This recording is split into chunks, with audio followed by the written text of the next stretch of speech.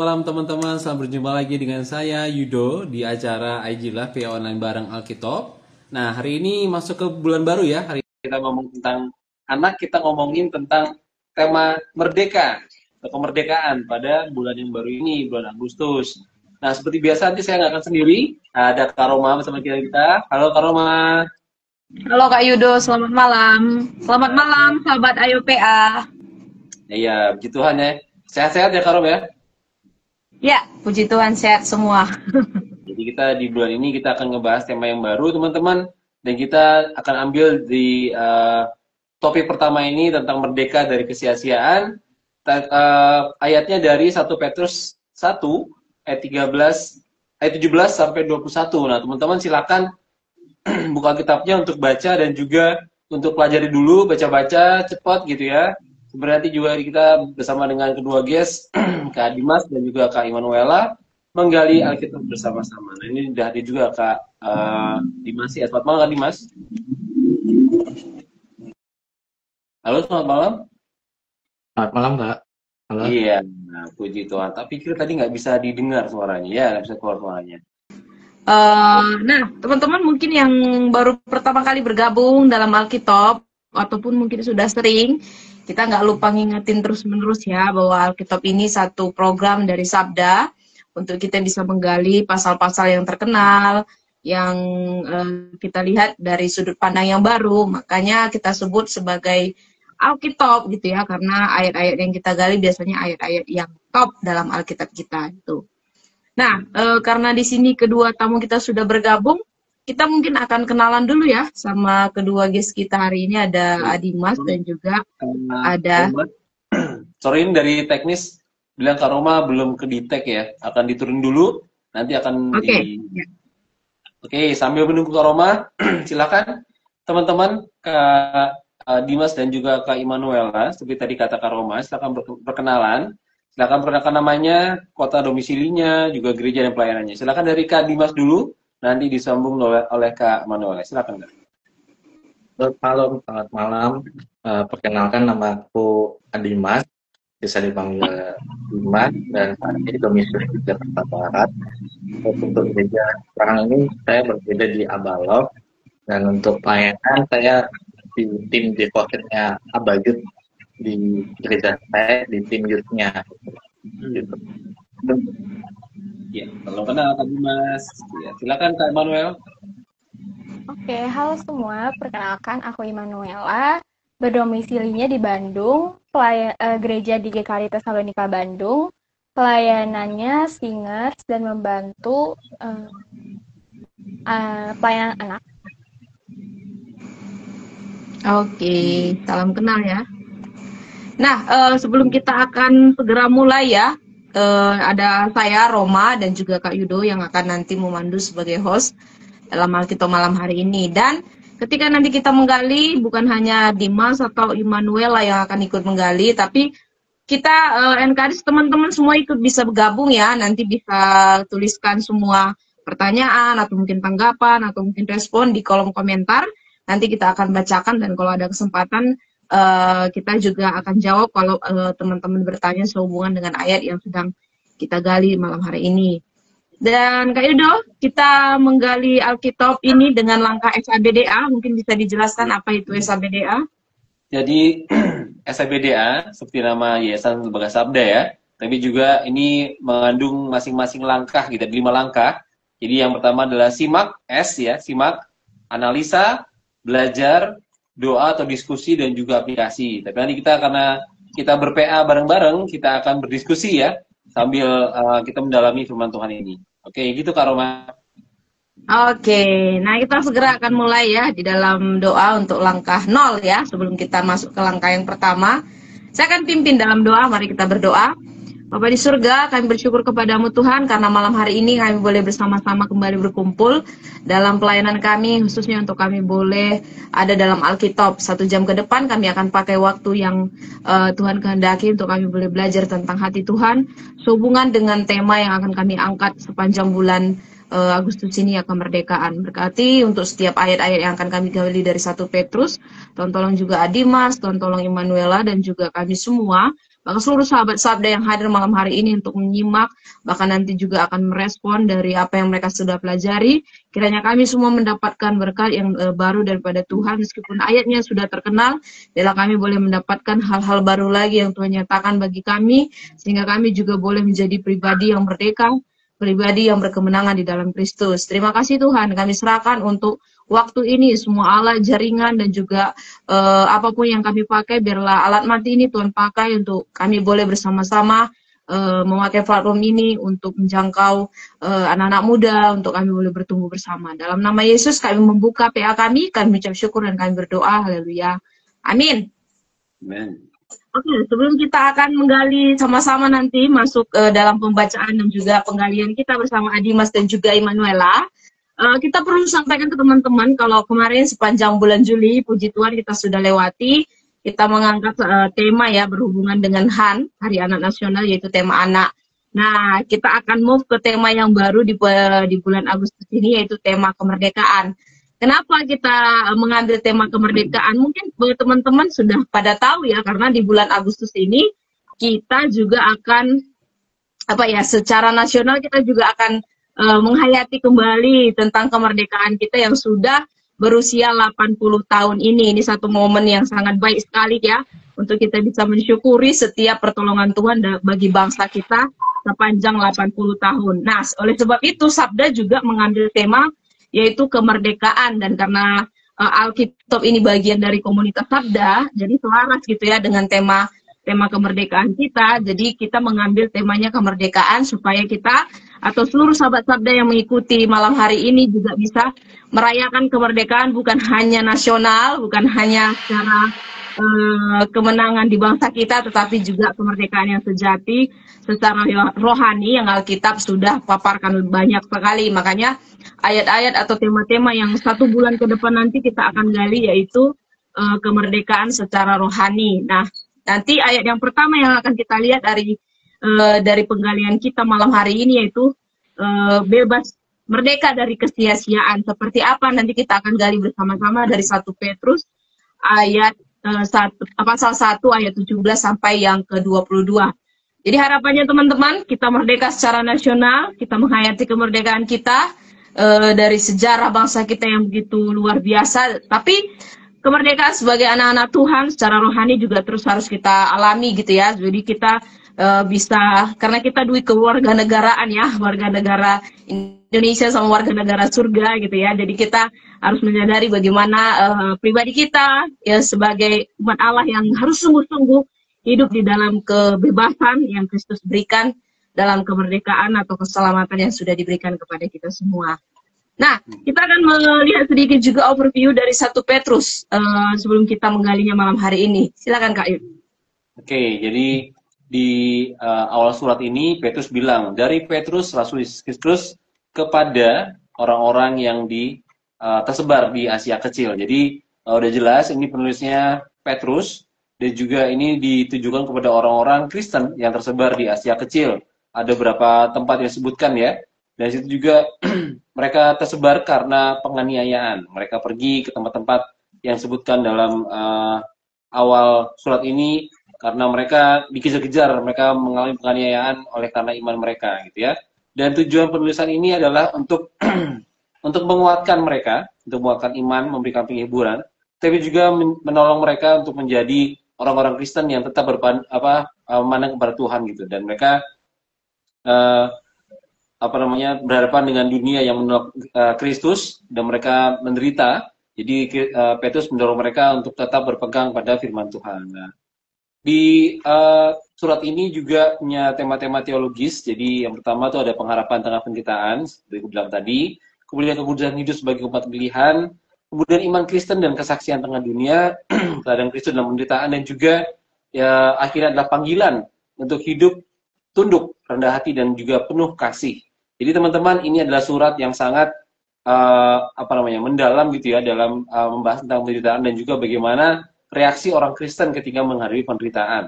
Nah, di sini juga di pasal 1 ini itu diawali oleh salam pembuka, kemudian ada puji-pujian atas keselamatan mereka, kemudian juga dilanjutkan dengan panggilan untuk hidup kudus ya 13:21 ya. kemudian ayat 22 sampai 25 itu adalah panggilan hidup dalam kasih dan juga kebenaran firman. Jadi ini bukan sekadar untuk menghibur gitu ya, memberikan kekuatan, tapi juga mendorong orang-orang untuk tidak memandang kepada yang lain, tapi hanya kepada Kristus saja.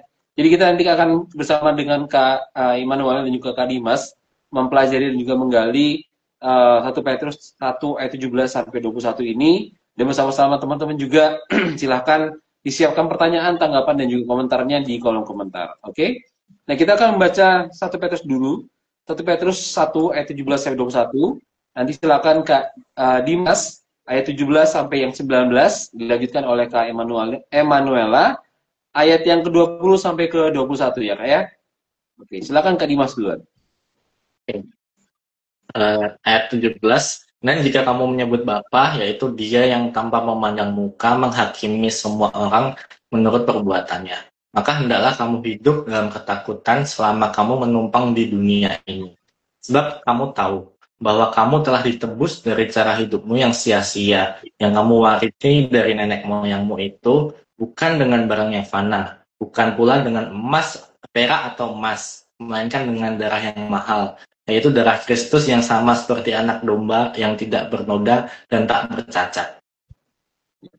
Lanjut di ayatnya yang ke-20, ia telah dipilih sebelum dirinya dijadikan, tetapi karena kamu baru menyatakan dirinya pada zaman akhir. Oleh Dialah kamu percaya kepada Allah yang telah membangkitkan Dia dari antara orang mati dan yang telah memuliakannya, sehingga imanmu dan pengharapanmu tertuju kepada Allah. Oke, ya kita sudah baca ya dari 5 ayat ini. Nah, kita akan menggali sama-sama, tapi kita akan masuk dalam langkah yang pertama dulu untuk kita bisa menyimak seluruh ayat yang ada dari 5 ayat ini dan juga melihat dari konteks yang ada gitu ya. Oke, kita akan memulai saja. Silakan teman-teman juga ikut ya berpartisipasi. Silakan tulis nanti di kolom komentar ya. Oke, silakan Kak Yud. Oke. Saya akan bertanya dulu ke Emanuela ya. Siapa yang kita sebut Bapa dan apa yang dia lakukan kalau kita melihat dari ayat yang ke-17? Silakan. Oke, di ayatnya yang ke-17 dikatakan, dan jika kamu menyebutnya Bapa, yaitu Dia yang tanpa memandang muka menghakimi semua orang menurut perbuatannya, maka hendaklah kamu hidup dalam ketakutan selama kamu menumpang di dunia ini. Nah, di dalam teks firman Tuhan yang ke ayat 17 ini dikatakan disebut Dia. Nah, siapa sih Dia ini sebenarnya? Dia yaitu Allah. Kalau kita lihat dari konteksnya itu, Allah yang telah melahirkan kita kembali melalui kebangkitan Yesus Kristus di dalam 1 Petrus 1 ayat 3. Ia memberi kita identitas baru sebagai anak-anaknya dan mengangkat kita menjadi umat pilihannya di ayatnya yang kedua. Namun di dalam ayatnya yang ke-17, Petrus menegaskan juga kalau Allah sebagai Bapa bukan hanya berarti kita memiliki relasi yang hangat dan penuh kasih, tetapi juga bahwa kita mempunyai Bapa yang kudus, yang berdaulat, dan bertindak sebagai hakim yang adil. Iya, benar banget. Jadi di ayat 17 ini dibilang bahwa dia menghakimi semua orang tanpa memandang muka. Atau di terjemahan lain dibilang tanpa memihak gitu ya. Dan ini banyak banget peringatan-peringatan seperti ini bahwa Allah akan menghakimi setiap orang dan itu sesuai dengan perbuatan mereka gitu ya. Nah, kita akan lihat bahwa nanti perbuatan mereka ini bukan perbuatan baik atau jahat, tetapi bagaimana mereka menerima pengorbanan Yesus Kristus atau tidak gitu ya. Oke, silakan lanjutkan Kak Rowan. Oke, kita lanjut ke ayat yang ke-17 ya. Saya ke Dimas sekarang. Bagaimana seharusnya kita menjalani hidup selama menumpang di dunia ini menurut ayat 17? Masih di bagian 17 nih, ayat yang ke B, bagian B. Silakan. Kalau dari ayat 17 ini, maka hendaklah kamu hidup dalam ketakutan selama kamu menumpang di dunia ini. Hidup dalam ketakutan itu adalah rasa hormat kita kepada Tuhan, bukan rasa takut kita terhadap yang takut yang biasa kayak terancam atau apa. Nah, dalam menumpang di dunia ini berarti dunia itu bukan rumah kita dan dunia ini bersifat sementara.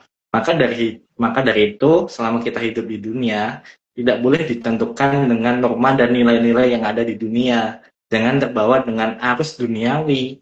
Perlunya hidup dengan standar kerajaan Allah dan berhati-hati karena standar Allah itu standar Allah itu tinggi gitu kan.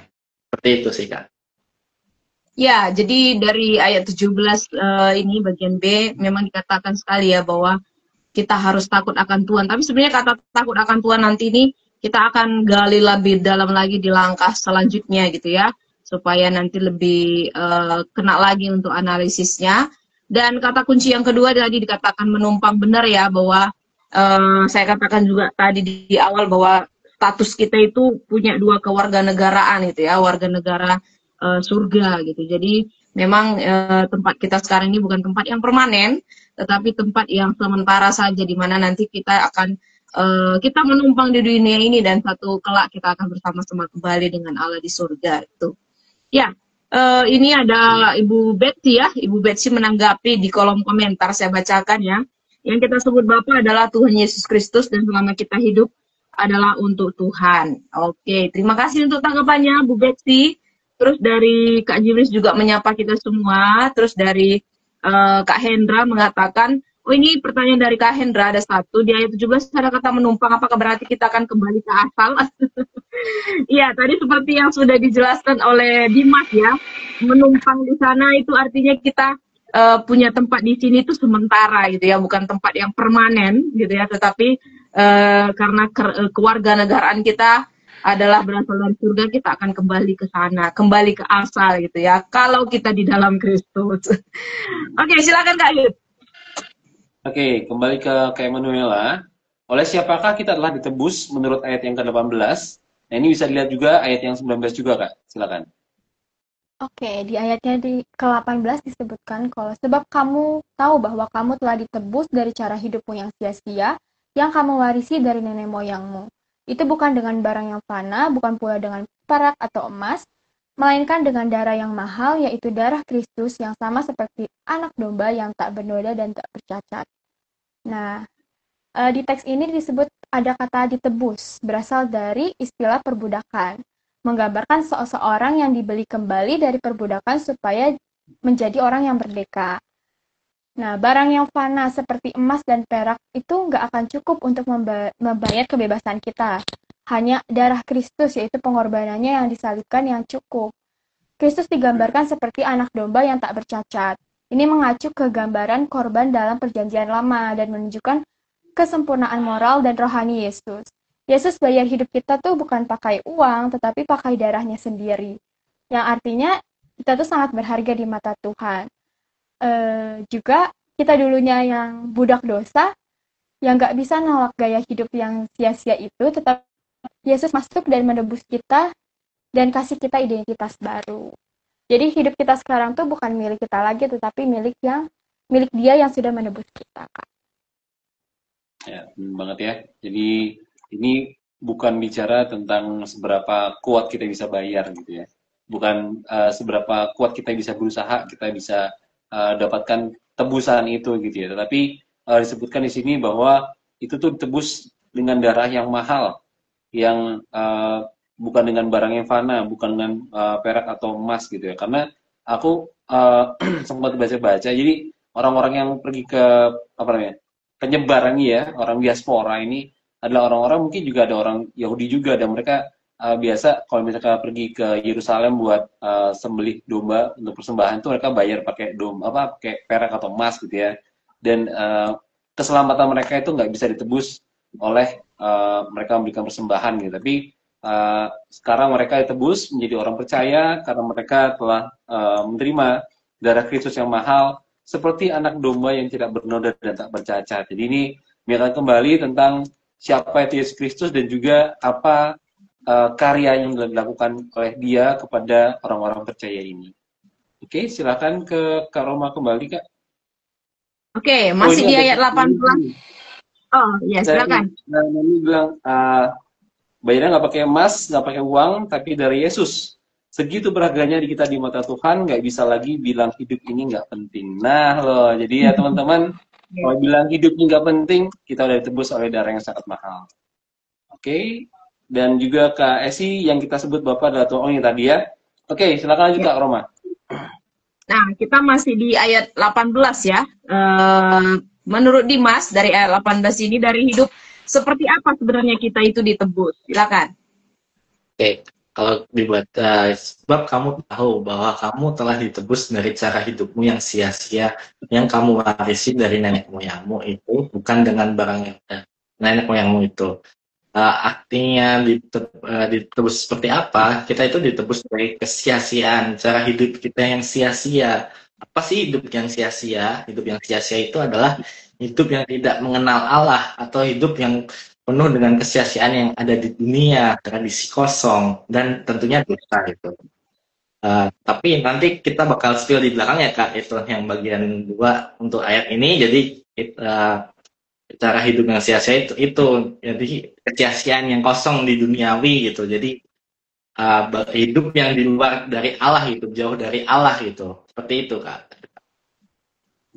Iya, jadi kita lihat di sini ada 2 bagian sebenarnya yang dikatakan hidup kita yang ditebus itu ya, hidup yang cara hidup yang sia-sia, itu cara hidup yang lama yang tidak berguna, dan juga yang kita warisi dari nenek moyang moyang kita gitu. Jadi penebusan yang diberikan oleh Kristus ini sangat-sangat berharga sekali ya. Biasanya orang mau menebus sesuatu, orang mau membayar sesuatu kalau yang dibeli itu juga mahal gitu ya. Jadi sejalan gitu. Tetapi penebusan Kristus ini sangat berharga untuk barang yang sia-sia ini tadi, kehidupan kita yang lama yang sia-sia gitu. Jadi jarang yang melakukan itu gitu. Tetapi Kristus bayar dengan begitu mahalnya untuk sesuatu yang kurang berharga. Itulah yang kalau dikatakan di Yesaya gitu ya, bagaimana kehidupan kita yang sebenarnya sangat tidak layak, tetapi Tuhan mau membayar dengan sangat mahal gitu ya. Kita ditebus dengan kehidupan kita yang dulunya sangat tidak berguna, ketika darahnya itu harus ditumpahkan bagi kita semua gitu. Jadi saya setuju sekali tadi dengan kata Nani gitu ya. Jadi hidup ini nggak bisa dibilang nggak penting, nggak berguna kalau kita sudah ditebus dengan darah yang begitu mahal dari kehidupan kita yang sia itu tadi atau tidak berguna. Ya, nanti kita akan gali bagian ini di langkah selanjutnya supaya lebih lengkap lagi ya penjelasan kita tentang kehidupan yang sia-sia ini seperti apa. Oke, kita lanjut ke bagian berikutnya Kak Yud. Ya, ini sebenarnya ada pertanyaan dari Kak Hendra Konstantin Kak, tentang kewarganegaraan. Tadi Kak Roma kan ngomong tentang dwi kewarganegaraan ya. Kewarganegaraan ini apakah bisa hilang? Gimana caranya supaya tidak hilang? Ini akan kita jawab Kak? Karena agak ya. Iya, mungkin dijawab singkat aja. Iya, oke. Kalau menurut aku nggak akan bisa hilang.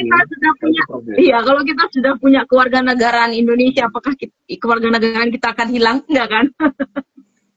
Karena kita sudah punya KTP gitu ya, kita sudah punya kartu tanda penduduk bahwa kita adalah orang Indonesia. Demikian juga kalau kita ngomongin tentang kerajaan Allah atau mungkin kewarganegaraan surga gitu ya. Kalau kita sudah pegang ini tadi, dikatakan kita sudah ditebus dan kita sudah menerima hidup yang baru di dalam Kristus, mungkinkah hilang? Itu saya kembalikan lagi kepada Hendra sebenarnya. Mungkinkah bisa hilang? Karena yang tebus kita bukan kita ya, bukan kita yang tebus diri kita sendiri, tetapi dikatakan darah Kristus yang begitu mahal tadi untuk kita yang tidak layak, untuk kita yang sebenarnya hidup kita sia-sia gitu ya. Jadi refleksinya sebenarnya dibalikin lagi ke Hendra. Mungkinkah bisa hilang kewarganegaraan ini? Itu Hendra sendiri yang jawab ya. Saya nggak mau spill lebih jauh karena nanti bisa bahas ke topik yang lebih dalam lagi tentang kristologi ini. Oke, silakan Kak Yud. Iya, oke. Kembali ke Kak Emmanuel ya. Nah, kapan Kristus dipilih sebagai penebus dan kapan hal itu dinyatakan kepada kita kalau kita membaca dari ayat yang ke-20? Silakan. Oke, di ayatnya ke-20 dikatakan, ia telah dipilih sebelum dunia dijadikan, tetapi karena kamu baru menyatakan dirinya pada zaman akhir. Nah, kata dipilih dalam bahasa Yunani sendiri itu berarti telah dikenal sebelumnya atau telah ditentukan sebelumnya. Nah, ini tuh merujuk kepada gambaran rencana Allah yang kekal. Jadi, sebenarnya Yesus itu udah ada dalam rencana bahkan sebelum ciptaan itu ada. Bukan karena manusia berdosa, makanya Allah cari solusi, tetapi sebelum dunia dijadikan pun Allah sudah menyiapkan jalan keselamatan melalui Yesus sendiri. Seperti itu, Kak. Juga di sini ada istilah zaman akhir ya. Zaman akhir di sini juga bukan cuma merujuk pada hari kiamat, tetapi periode memulai dari kedatangan Kristus pertama kali sampai sekarang, bahkan sampai kedatangannya kembali nanti. Ya, tadi Kronos eskatos gitu ya, dan itu bisa dua hal sebenarnya sih, waktu terakhir atau waktu-waktu terakhir gitu ya, dan itu ngebahas tentang satu zaman yang cukup panjang gitu. Nah, Clay serem banget penjelasannya Emmanuel tadi juga cukup jelas gitu ya. Jadi ketika Tuhan menciptakan segala sesuatu, dia mungkin kalau menurut pandangan aku ya, dia tahu manusia akan berdosa, akan jatuh dalam dosa dan sebagainya, dan membutuhkan satu penolong, satu perantara yang tepat gitu ya, yang bisa menyelesaikan dosa mereka. Nah, itu dari awal bahkan Tuhan memilih dalam hikmat yang luar biasa, memilih Yesus sebagai penebus yang akan dinyatakan pada tadi zaman waktu-waktu terakhir gitu ya. Jadi teman-teman, ini nunjukin juga kedaulatan Tuhan sih dari ayat yang cukup pendek ini. Oke, silakan ke Roma dalam simak ini.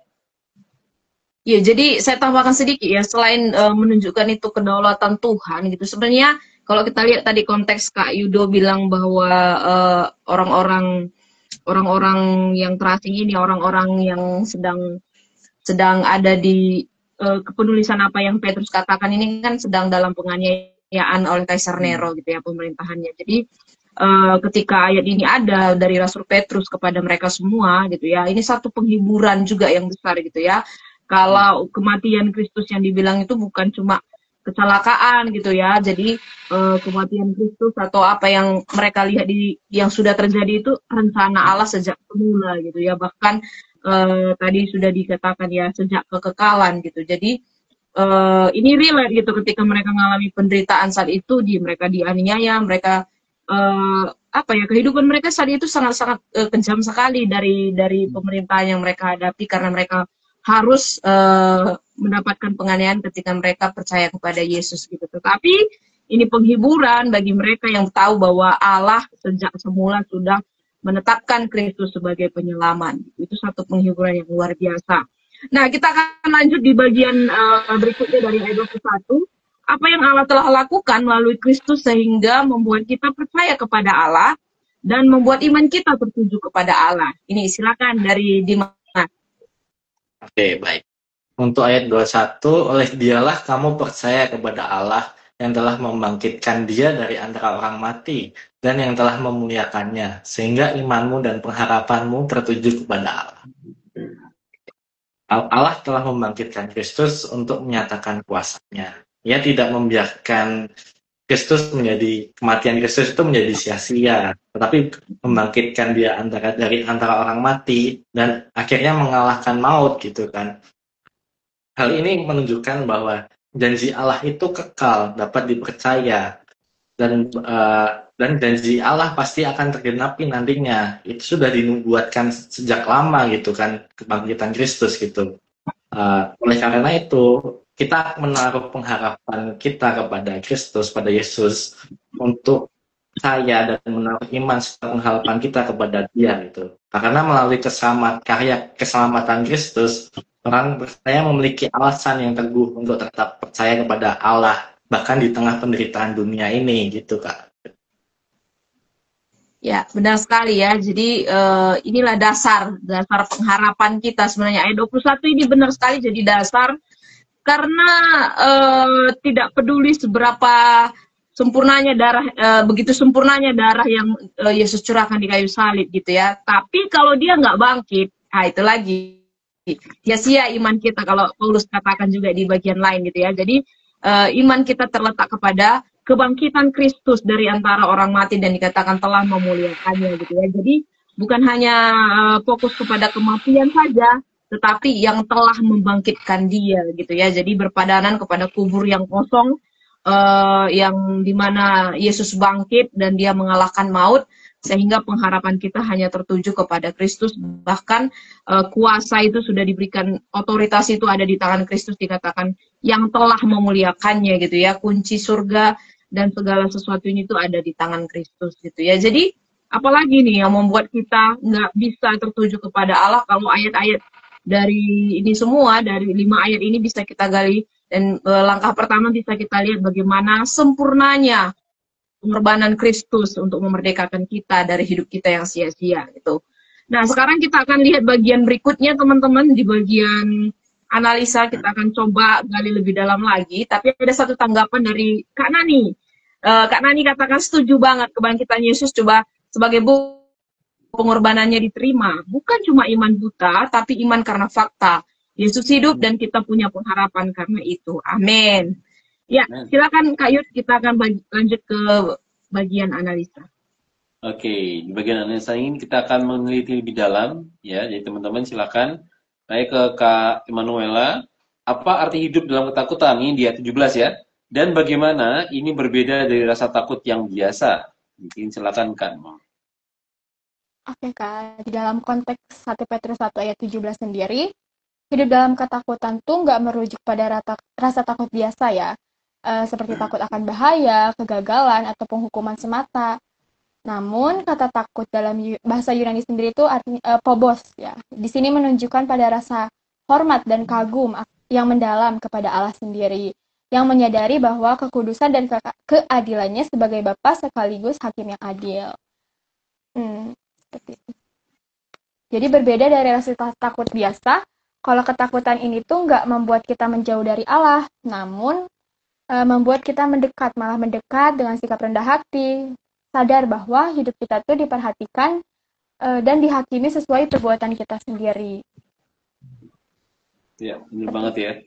Walaupun kata phobos tuh pada dasarnya artinya takut, rasa takut, itu dipakai juga untuk kata fobia gitu ya. Rasa takut, nah itu atau panik gitu ya. Jadi itu bisa apa namanya juga berarti seperti kata Emmanuel tadi ya. Kita hidup dengan kesadaran bahwa dia yaitu Tuhan Allah itu hadir dan dia punya apa namanya pada suatu hari nanti dia akan menghakimi orang yang hidup dan mati. Kalau itu di ini ya di iman percaya itu ya, pengakuan iman percaya kita gitu ya. Dia akan menghakimi orang hidup dengan mati gitu. Dan rasa takut itu haruslah mendorong kita untuk hidup sesuai dengan kehendak Tuhan, hidup sesuai dengan bahwa hadirat Allah itu ada di hadapan kita dan kita hidup di hadapan Dia juga gitu. Dan ini juga mendorong kita untuk bukannya menghindar. Nah ini bedanya dengan rasa takut yang biasa ya. Rasa takut yang dimiliki Adam dengan rasa takut yang dimiliki oleh Yesus adalah berbeda gitu. Yang satunya rasa takutnya membuat dia menghindar, tapi rasa takut yang dimiliki Yesus, walaupun itu ada juga rasa takut yang dimiliki terhadap salib, tapi juga dia lebih takut atau dia lebih hormat kepada Bapa gitu. Jadilah kehendakmu. Dia datang kepada Bapa, dia berdoa. Dan itu membuat rasa takut ini punya dua rasa yang berbeda gini. Artinya membuat kita jauh dari Allah, membuat kita menghindar dari Allah, bersembunyi dari Allah. Yang satu lagi, rasa takut yang akan Tuhan ini membuat kita semakin dekat, semakin aware dengan keadaan kita, dengan bagaimana cara kita hidup, dan juga bagaimana kita berperilaku di hadapan tahta Allah, begitu ya. Oke, silakan Kak Roma. Ini ada satu tanggapan dari Agnes sehubungan dengan rasa takut itu tadi ya. Dia mengatakan bahwa hidup dalam ketakutan adalah bentuk penghormatan yang pantas kepada Allah yang kudus. Benar sekali ya. Jadi bukan karena ancaman kita takut gitu ya, tetapi kita tahu siapa Allah kita menghormati Dia karena kekudusannya, karena keadilannya dan otoritasnya yang begitu luar biasa. Nah, kita akan lanjut di bagian berikutnya ya. Ini tadi masih berbicara tentang hidup yang sia-sia. Nah, kita akan gali lebih dalam di sini. Cara hidup yang sia-sia yang kamu warisi dari nenek moyangmu. Apa artinya cara hidup yang sia-sia dan siapa yang dimaksud dengan nenek moyangmu? Silakan Dimas. Oke, baik. Cara hidup yang sia-sia itu adalah cara hidup yang tidak sesuai dengan kehendak Allah, tetapi sesuai dengan menurut dunia atau kehendak dunia. Tapi jika kita lihat dari konteks historisnya dulu, surat Petrus ini ditujukan kepada orang-orang Yahudi yang terlalu mengandalkan warisan dari nenek moyang mereka atau perbuatan lahiriah mereka, di mana mereka menekankan kepada hukum Taurat dan tradisi, di mana bangsa Yahudi percaya bahwa keselamatan itu datang melalui perbuatan dengan apa? Menaati hukum Taurat, bukan melalui iman kepada Yesus. Padahal orang Yahudi itu percaya pada Tuhan, menyembah Tuhan juga, tetapi mereka menolak Yesus sebagai penggenapan dari hukum Taurat gitu kan. Melalui suratnya, Petrus ingin mengingatkan bahwa kita ini ditebus dari hidup yang sia-sia, hidup dalam di mana kita hidup di dalam terang Kristus. jika dilihat dari konteks sekarang ini masih sangat relevan, di mana sekarang ini masih sering dijumpai anak-anak muda, ya seumuran saya gitu, yang beragama Kristen secara lahiriah saja, di mana mereka memeluk agama Kristen itu sejak lahir, tetapi tidak membangun hubungan secara pribadi mereka dengan Allah, di mana mereka mungkin dari keluarga pendeta, keluarga majelis atau sintua, mereka beranggapan jika agama itu diwariskan saja, makanya mereka kayak ya sebatas ya saya Kristen sejak lahir lah gitu, tapi mereka tidak membangun hubungan secara pribadi dengan Allah, pertobatan secara pribadi dengan Allah gitu. Sering yang dijumpai sekarang ini anak muda kayak gitu sih Kak, kalau menurutku sih gitu. Oke, itu kata sia-sia ya, coba digali ya. Kalau nenek moyangmu gitu, kalau di ayat ini tuh merujuk kepada siapa sebenarnya? Bangsa Yahudi zaman dahulu Kak, kalau itu. Bangsa Yahudi zaman dahulu ya, nenek moyang mereka secara spesifik ya, leluhur mereka itu ya. Oke, jadi setuju ya, hanya menegaskan dari apa yang sudah dikatakan oleh Dimas ya. Kata sia-sia itu pakai kata bahasa Yunani mataios, itu artinya juga tidak berguna, tidak berharga gitu ya. Tetapi karena sering muncul di Alkitab, itu sering dikaitkan dengan penyembahan berhala. Tadi sudah dijelaskan oleh Dimas gitu ya. Jadi sebenarnya cara hidupmu yang sia-sia yang kamu warisi dari nenek moyangmu artinya di situ kepada penyembahan berhala gitu ya, yang dilakukan oleh nenek moyang mereka. Secara umum mungkin leluhur dari bangsa Yahudi gitu ya, dari sistem dari ibadah yang rutinitas yang mereka lakukan, secara sistem keagamawan yang mereka lakukan, nenek moyang mereka itu seringkali hidup dalam legalisme yang kosong gitu ya. Penyembahan rasanya penyembahan tetapi tidak diikuti dengan ketaatan gitu ya. Tetapi juga ada juga orang-orang yang non Yahudi gitu ya, karena memang ini mungkin saat itu ada juga di antara mereka yang bukan dari Yahudi gitu. Jadi ya gitu ya, karena sebenarnya kalau Paulus bilang dosa-dosanya mau Yahudi non Yahudi itu sama aja gitu ya. Mereka hidup dalam budaya yang tidak mengenal Allah gitu ya. Jadi sebenarnya setuju sekali bahwa warisan hidup yang lama ini baik itu secara keagamawan, walaupun mereka menyembah Allah tetapi tidak dalam ketaatan, itulah yang dikatakan ya hidup yang sia-sia yang sudah diwariskan dari nenek moyangnya, dan perlu satu yang namanya rekonsiliasi yang akan dilakukan oleh Yesus Kristus gitu, dan itu sudah dilakukan sehingga mereka keluar dari penyembahan berhala yang mereka lakukan. Nah ini Agnes menanggapi ya, oleh karena bangsa ini datang mendekat dengan mulutnya dan memuliakan aku dengan bibirnya, padahal hatinya menjauh daripadaku, dan ibadahnya kepadaku hanyalah perintah manusia yang dihafalkan. Ya, sesuai dengan Yesaya 29 ayat 13, ini penggenapannya ya, bagaimana nenek moyang mereka kelihatannya ada dalam rutinitas keagamaan, tetapi mereka menjauh gitu ya. Bibir mereka bilang, aku sembah Tuhan, tapi hati mereka hidup dalam penyembahan berhala dan tidak taat kepada Tuhan. Dan Agnes juga dan Nani juga katakan ya, ini relate banget sih, kadang kita jalanin hidup sesuai tradisi keluarga, tapi kosong yang nggak bawa kita makin kenal dengan Tuhan. Benar sekali ya, ada banyak keluarga-keluarga yang rasanya secara keagamaan itu Kristen gitu ya, tetapi hanya sekedar KTP, karena tanpa kehidupan yang intim dengan Allah atau yang hidup dengan Allah. Oke, silakan Kak Yud, mungkin ada tambahan? Iya, aku tadi ngeliat juga sih teman-teman, bener banget gitu ya. Ketika kita ngejalanin hidup kita, kadang-kadang ada hal-hal yang kayak ini, dari lama gitu, dari nenek moyang gitu, dari hal-hal yang kayak kita pikir nggak berbahaya gitu. Tapi sebenarnya ketika ditelisik lagi lebih dalam lagi, itu kita bisa melihat bahwa itu sebenarnya nggak bawa kita kepada Tuhan gitu. Tapi itu membuat kita justru lebih jauh, bahkan punya rasa takut yang bukan kepada Tuhan. Nah itu juga lebih bahaya lagi gitu ya. Oke. Kita akan masuk ke bagian yang ketiga ya teman-teman ya.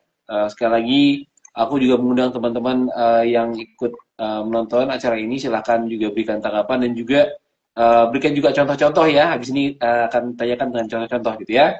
Oke, untuk Kak Manuel, tadi kan udah ngomongin tentang apa itu arti sia-sia ya. Sekarang silahkan berikan contoh-contoh cara hidup yang sia-sia yang sering dilakukan sebelum kita mengenal Kristus. Nah, teman-teman yang nonton juga silakan ya. Silakan Kak Elman. Oke Kak, menurut aku nih ya Kak, biasanya di umur-umur yang aku sekarang nih, cara hidup aku yang sia-sia tuh biasanya mengejar popularitas dan pengakuan orang lain. Misalnya nih, hidup demi validasi media sosial, FOMO, takut ketinggalan tren lah, pencitraan juga. Kehidupan seperti ini tuh sebenarnya membuat orang mudah kecewa, juga minder kayak kenapa ya aku nggak bisa kayak mereka.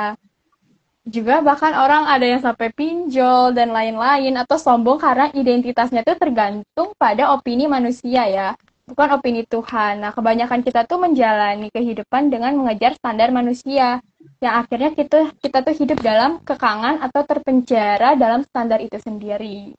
Itu sih Kak, salah satu contohnya. Iya. Kalau Kak Emanuela ini dari kecil udah Kristen ya berarti ya? Ya Kak, puji Tuhan ada Kristen. Iya, tapi mungkin kita kan punya pertumbuhan secara gradual ya. Kita nggak mungkin ujuk-ujuk dari orang Kristen yang dewasa gitu. Tapi Iya sebelum benar. Kak Emanuela jadi kayak punya pengetahuan yang lebih dalam tentang Tuhan Yesus, tentang status Kak Emanuela yang udah ditebus gitu ya. Ada nggak sih kayak tadi kan sempat disebutin tentang mencari popularitas dan sebagainya. Ada hal lain nggak yang menurut Kak Emanuela, oh kayaknya ternyata sekarang tuh hal yang sia-sia gitu kalau diingat-ingat.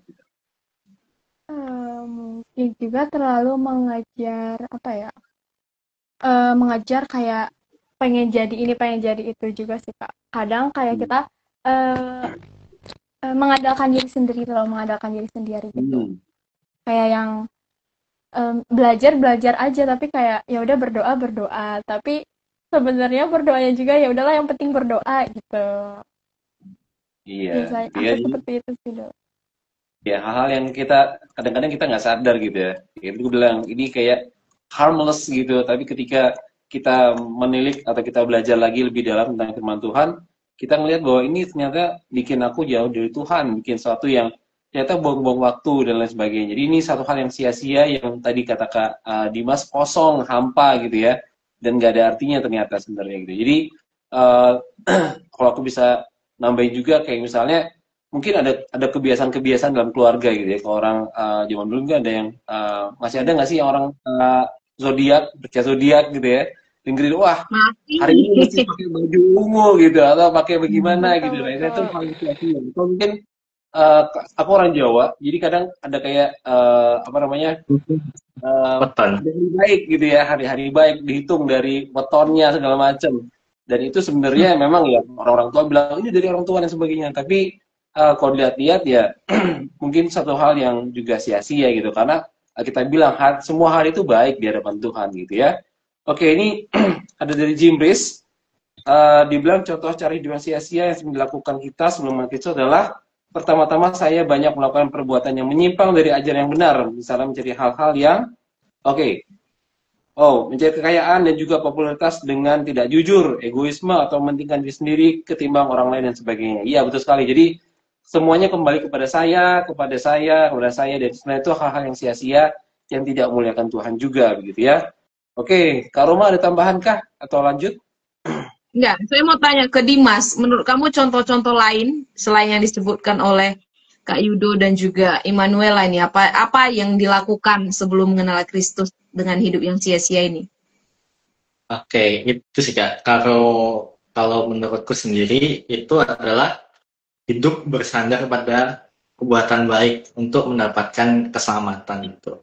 Sebenarnya kan keselamatan itu didapat karena iman kita kepada Kristus. Kalau dalam Titus 3 ayat 25, pada waktu itu dia telah menyelamatkan kita bukannya karena perbuatan baik yang telah kita lakukan, tapi karena oleh rahmat-Nya. Sama di Efesus 2 ayat 8, sebab karena kasih karunia kamu diselamatkan oleh iman. Maka keselamatan itu didapat dari iman, bukan dengan hasil usahamu, tapi dengan pemberian Allah itu. Terus yang sering-sering anak muda Gen Z zaman sekarang adalah yang mengikuti tahayul, horoskop, terus kartu tarot. Itu kan yang lagi hype-hype zaman sekarang ini. Itu kayak Kodam. apa sih gitu kan? Hidup kita di dalam hidup kita tuh dari dalam Tuhan. Jadi ngapain kita percaya pada hal-hal yang seperti itu kayak ramalan-ramalan gitu. Terus tentunya hidup dalam hawa nafsu dan keinginan sendiri gitu kan. Itu juga tidak baik. Itu sia-sia. Terus menjalani hidup dengan tujuan duniawi semata gitu kan. Menganggap semuanya sama gitu. Kalau dalam khotbah segala sesuatu adalah sia-sia gitu kalau dalam khotbahnya.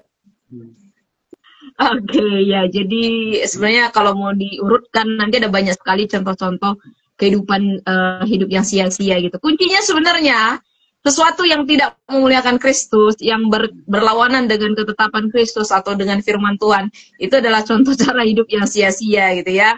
Jadi kita yang sudah mengenal Kristus, kita yang sudah ada di dalam Kristus, secara secara otomatis kita tahu apa yang harus kita lakukan gitu loh ya. Apalagi memang dalam prosesnya ada banyak sekali hal yang harus dikikis gitu ya, dan nggak bisa instan cepat percaya Yesus 180 derajat sudah beres semua hidup, enggak, itu proses gitu ya. Tetapi kita sadar apa yang harus kita lakukan untuk bisa hidup mengenal Kristus dan memuliakan Kristus gitu.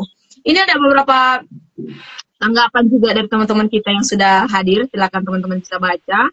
Dari Agnes dikatakan, dulu aku percaya kalau jembar garam di sekitar rumah bisa menjaga kita dari hal-hal buruk. Padahal kita sudah berdoa ya, tapi semenjak kenal Kristus hal-hal itu gak ada gunanya. Iya benar sekali ya. Karena sebenarnya ada banyak mitos-mitos yang menekankan bagian-bagian seperti ini ya. Saya juga dari orang Batak, saya pernah juga kalau pakai ulos itu ada roh-rohnya dan lain sebagainya gitu ya. Jadi ada banyak hal-hal di sekitar kita yang kadang membuat kita harus bertanya-tanya ini apakah sesuai dengan Kristus, kehendak Kristus atau enggak gitu ya. Nah, itu sesuatu yang nggak berguna. Setuju sekali. Ada satu pertanyaan dari Elan, teman-teman mungkin mau menanggapinya. Apakah melawak itu termasuk sama seperti melakukan hal yang sia-sia? Karena perkataan saat melawak kadang kosong. Ada yang pelawak di sini yang mau mencoba menjawab pertanyaan ini. Oke, Dimas atau Emanuela mau mencoba menjawab pertanyaan teman kita Elan? Ya, menurutku Tika, melihat konteksnya dulu sih, apakah dalam melawak itu tidak dalam bahan atau isinya itu bertolak belakang dengan firman Tuhan atau tidak gitu kan. Kalau tidak bertolak dengan firman Tuhan ya seharusnya sih sia-sia gitu. Tapi kalau dalam isinya kayak membangun iman atau menumbuhkan iman itu ya bagus sih. Maksudnya tidak sia-sia juga gitu kan. Tapi juga melawak itu bisa jadi salah satu alat buat kita penginjilan kepada orang lain sebenarnya gitu kalau digunakan dengan baik. Iya, jadi sarana ya. Iya. Dan jadi penginjilan ya gitu Kak. Iya, jadi sarana untuk kita bisa memuliakan Tuhan. Kita yang tahu ya, apakah ini sesuatu yang muluk-muluk, nggak berguna, atau ini buat orang lain juga bisa kenal Kristus, bahkan menghibur mungkin ya. Kadang-kadang kan teman kita juga butuh penghiburan gitu. Kita orang yang lucu, bisa memberikan penghiburan mereka dengan lawakan kita mungkin. Gitu ya. Jadi perlu dilihat konteksnya sih. Saya setuju, perlu sekali melihat konteks kalau ngomongin tentang hal melawak di sini ya. Terus dari James juga diceritakan sih. Ya. Iya, kayak tadi tentang melawak ini juga kayaknya yang tadi dibilang sama Dimas tuh bener gitu. Ketika itu jadi satu sarana gitu, itu bisa jadi satu sarana yang powerful ya. Aku nggak tahu, mungkin teman-teman pernah nonton atau baca gitu tentang kehidupan Tuhan Yesus ketika dia menegur para pemimpin Yahudi. Dia bilang, hai pemimpin Yahudi, nyamuk kamu tapiskan dari dalam minumanmu, tapi unta yang dalamnya kamu telan. Dan ketika ada beberapa tafsiran gitu ya, ini kayak satu jokes atau satu sindiran yang bernada kayak jenaka gitu ya, untuk menyindir orang-orang yang orang-orang yang buta terhadap kebenaran, tapi dia menerima kebohongan atau hal yang duniawi dari dia sendiri itu secara full gitu. Dia nggak ada filternya gitu. Makanya dibilang nyamuk ditapiskan, tetapi unta tuh ditelan. Nah, itu jadi satu apa namanya kayak jokesnya Tuhan Yesus pakai untuk bisa apa namanya menegur dan juga membuat ini jadi memorable gitu buat orang-orang yang dia apa namanya yang diajar gitu ya. Jadi kupikir tadi setuju banget sama Dimas sesuai dengan apa namanya dengan kepentingan dan juga itu bisa jadi sarana yang powerful untuk menyampaikan kebenaran sebenarnya sih. Jadi aku pikir nggak apa ngejokes atau apa namanya bikin guyonan tuh kalau ada maksudnya itu bukan sesuatu yang kosong gitu sih Kak. Ya. Nah ini sama seperti apa yang Agnes katakan ya, kalau melawak kosong nggak ada gunanya, tapi kalau melawak membawa sukacita atau bahkan menambah wawasan, nggak salah. Makanya sebenarnya dalam khotbah pun kalau ada sedikit ilustrasi dan ditambahkan lawakan itu akan menambahkan, tapi bukan berarti isi khotbah lawakan semua gitu ya. Inti khotbahnya nggak tersampaikan. Dari Jimis menambahkan, saya tambahkan contoh lainnya adalah malas beribadah. Ya ini hidup yang lama itu tadi ya, yang sia-sia. Nah, kita masih lanjut ya teman-teman. Saya masih di Dimas ini. Saya tanya kembali ke Dimas dari membahas ayat 1 Petrus ayat 17-21 ini. Sebutkan satu pelajaran penting tentang apa yang telah Kristus lakukan bagi hidupmu. Silakan. Itu sih Kak. Ternyata aku tuh sepenting ini di mata Tuhan gitu loh. Maksudnya sebenarnya kan secara tidak langsung tuh aku sendiri pun tidak layak di hadapan Tuhan gitu. Aku manusia yang berdosa, aku manusia yang hidup dalam dosa atau terbelenggu dalam dosa, tapi kasih Allah itu sungguh luar biasa gitu lah. Dia menebus kita dengan darahnya itu yang tidak bernoda, melayakkan kita sebagai manusia yang berdosa dan menggantikan kita sebagai manusia yang berdosa yang seharusnya kita disalib karena dosa-dosa kita, tetapi kita ditebus oleh Tuhan secara cuma-cuma gitu kan. Kasih Allah itu wah sebenarnya nggak bisa dikatakan dengan ucapan kata gitu kan. Kasih Allah itu sungguh luar biasa hebat gitu loh. Kita yang manusia sebenarnya tidak layak tapi dilayakkan oleh Tuhan gitu kan. Karena makanya kita sebagai manusia yang sudah ditebus, manusia yang percaya pada Tuhan, makanya kita harus menjaga sikap kita. Kita hidup dalam hidup kesembarangan, tetapi hidup dengan penuh rasa hormat kita pada Allah, menghargai keselamatan yang Allah beri dengan cuma-cuma gitu kan. Hidup bukan lagi bersandar pada hidup bukan milikku sendiri, tapi hidup dengan kuasa Allah, hidup dengan standar kepada firman Allah, kebenaran firman Allah. Seperti itu sih Kak yang aku dapat dari baca ayat ini yang tadi kita bahas.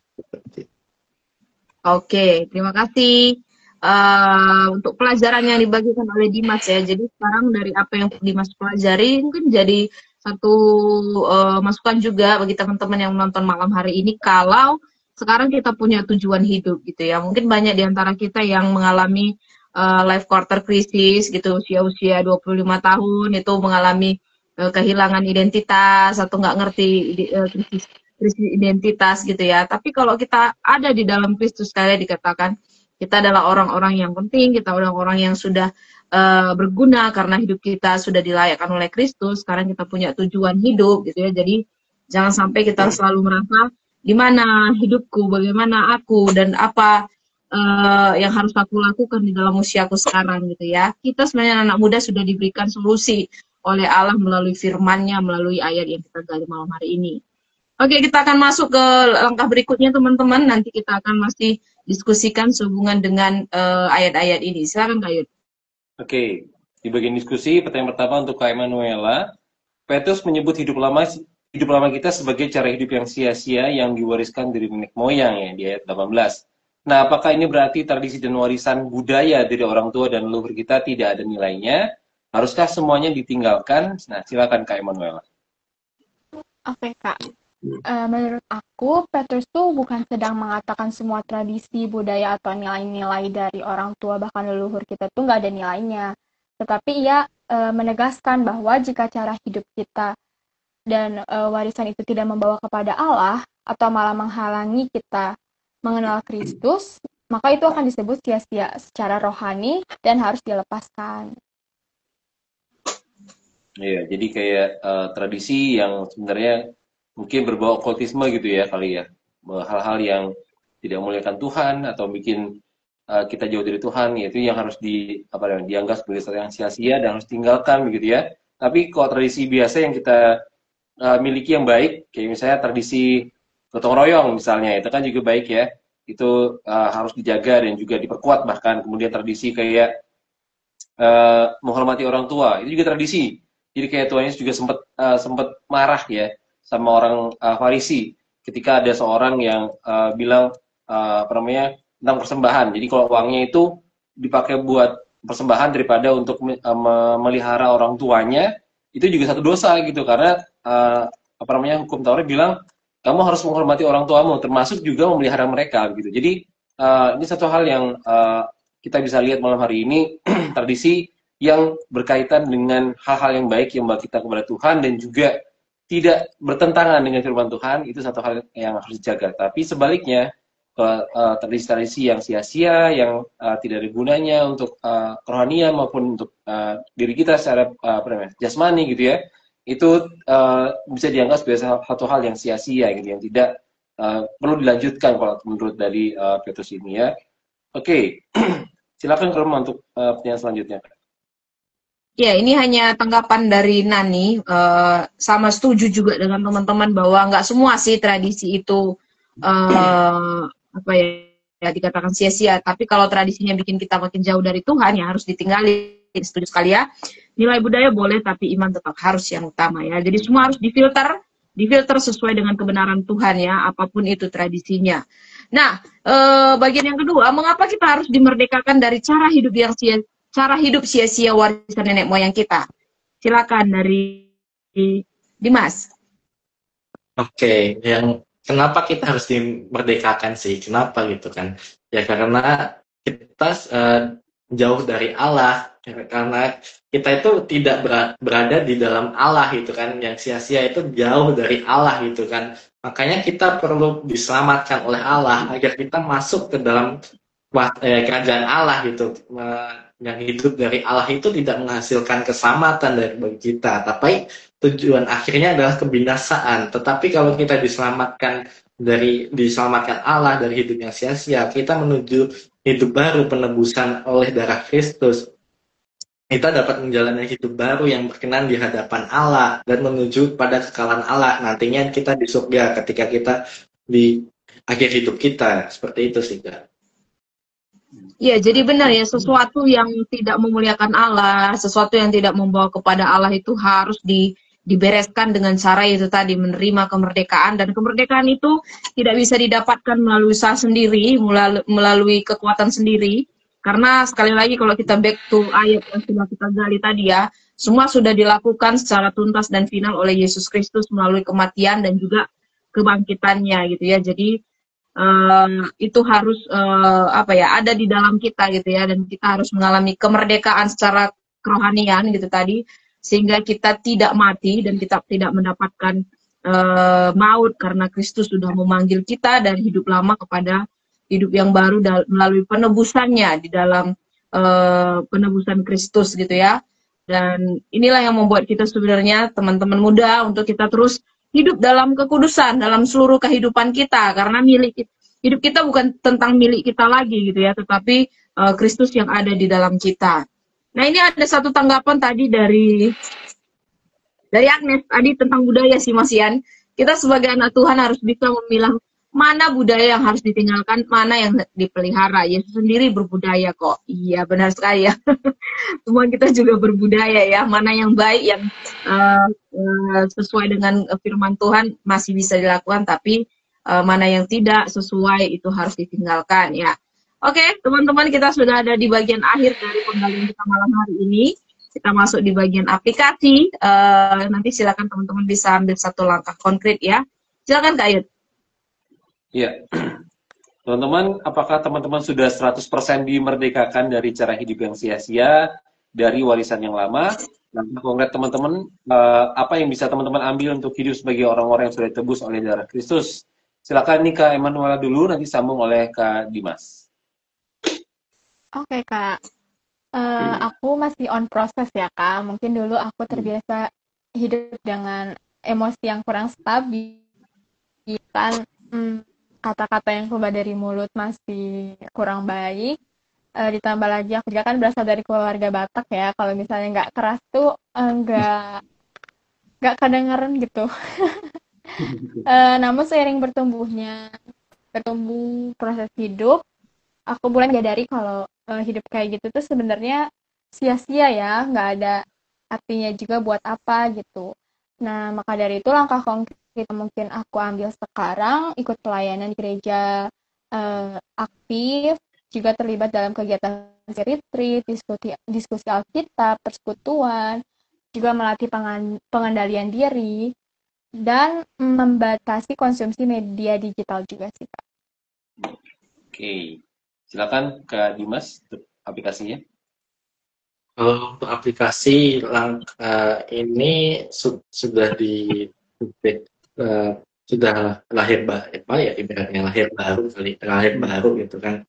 Terus untuk prosesnya kan juga masih panjang untuk menjadi serupa dengan Kristus kan. Itu proses yang tidak singkat, itu proses yang lama gitu kan untuk serupa dengan Kristus kan. Terus untuk langkah konkret sebenarnya lebih mencerminkan kasih Kristus pada diri kita sih, mencerminkan kasih Kristus dalam lingkungan kita, baik lingkungan kerja, lingkungan bermasyarakat, lingkungan dalam bergereja, karena ya lebih mudah melakukan penginjilan ketika kita mencerminkan kasih Kristus buat kita mencontohkan apa yang Kristus ajarkan. Jadi kita mencontoh langkah apa yang Kristus ajarkan sehingga orang lebih notice, oh sebagai orang percaya itu ternyata orangnya baik nih, tidak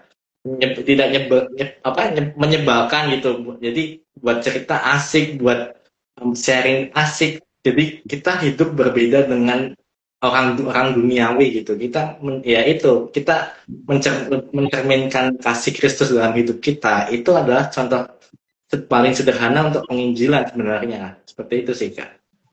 Oke, jadi itu dua aplikasi dia teman-teman ya. Nanti silakan diaplikasikan, dilakukan juga, karena teman-teman lakukan aplikasi ini bukan hanya di hadapan teman-teman juga, tapi juga di hadapan Tuhan, dan juga nanti teman-teman juga bertanggung jawab untuk melakukannya ya.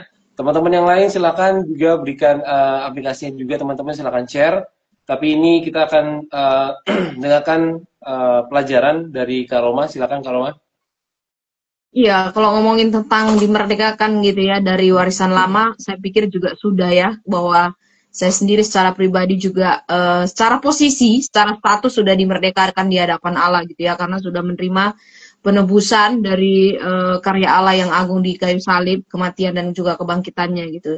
Tapi memang dalam perjalanan hidup masih ada proses di sana sini, masih ada up and down, masih ada jatuh dan bangun yang terus dihadapi.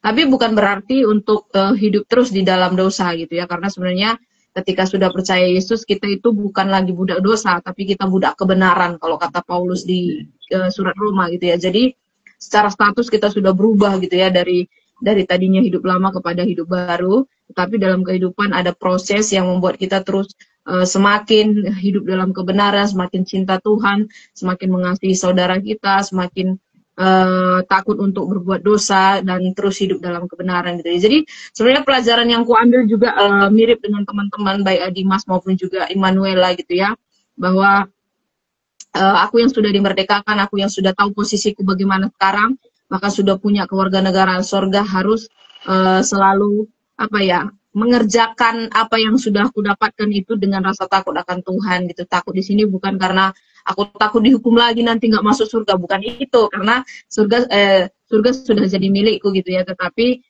aku takut sekarang kalau nggak melakukan sesuatu yang nggak berkenan di hadapan Tuhan. Makanya ya setiap hari memang harus perlu terus introspeksi diri, sejauh mana kita sudah dalam proses sudah naik level gitu ya, sejauh mana iman kita bertumbuh melalui kebenaran firman Tuhan atau melalui perbuatan baik yang kita lakukan, bukan untuk mencari keselamatan lagi, tetapi sebagai ucapan syukur di hadapan Tuhan. Dan di dalam gereja juga bisa terlibat aktif dalam pelayanan, bahkan fokus untuk menjangkau jiwa supaya orang-orang lain yang belum kenal Kristus juga bisa mendapatkan pengenalan gitu akan siapa juru selamat yang bisa menyelamatkan, satu-satunya yaitu Yesus Kristus gitu. Jadi bersyukur untuk ayat-ayat yang kita gali pada malam hari ini teman-teman, bahwa sekali lagi kita diingatkan bagaimana kita adalah orang yang tadinya tidak berguna, orang yang tadinya punya hidup yang sia-sia, tetapi dilayakkan menjadi manusia yang merdeka karena darah Kristus yang mahal,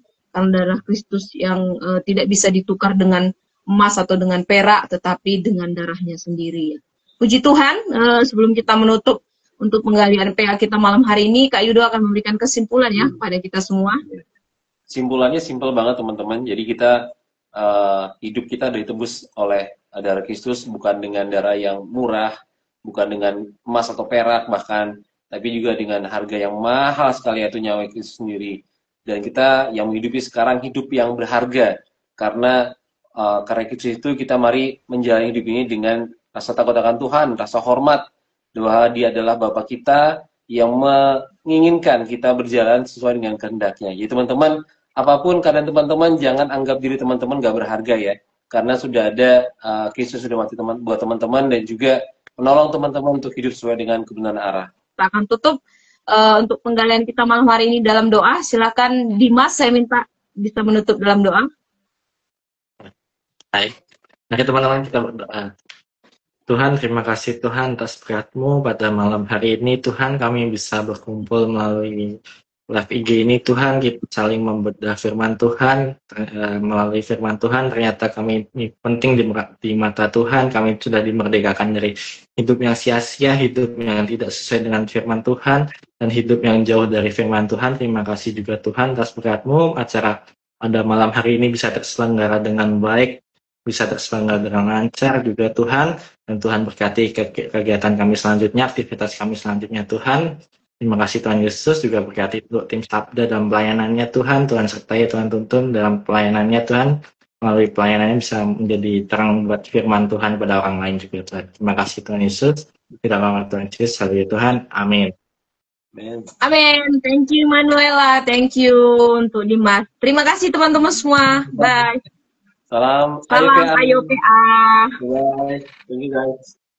Ya, minggu depan kita akan masih dalam tema kemerdekaan, masih sehubungan dengan ayat kemerdekaan, yaitu temanya takut akan kematian, yang terambil dari Ibrani 2 ayat 14 sampai 18 dengan penjelasan bagaimana Kristus yang mengalahkan kuasa maut.